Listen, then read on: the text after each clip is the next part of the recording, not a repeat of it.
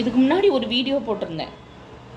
அதாவது கடன் வாங்கி பொங்கல் கொண்டாடாதீங்க அப்படின்னு போட்டிருந்தேன். எதுக்காக இந்த வீடியோ போட்டேங்கிற ஒரு எக்ஸாம்பிள் இல்லைங்க, உண்மை சம்பவத்தை சொல்கிறேன். என்னோடய ஆஃபீஸில் 2 பேர் கவுன்சிலிங் வந்தாங்க. ஓகேவா?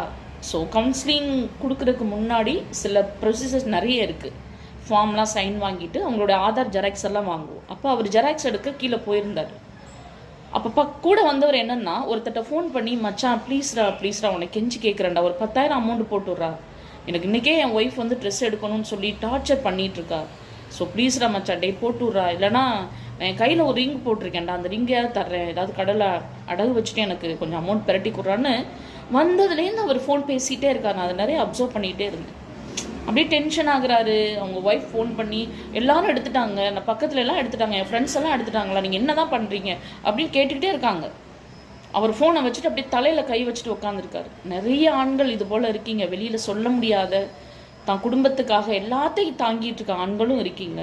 ஸோ ஒவ்வொரு பெண்களுக்கும் ஒன்று சொல்கிறேம்மா, உங்கள் கணவர் உங்களுக்கு எடுத்து கொடுக்க டைம் ஆகிட்டு இருக்குன்னா அன்பா ஆதரவா ஸோ இருக்கிறத வச்சு கட்டிப்போங்க.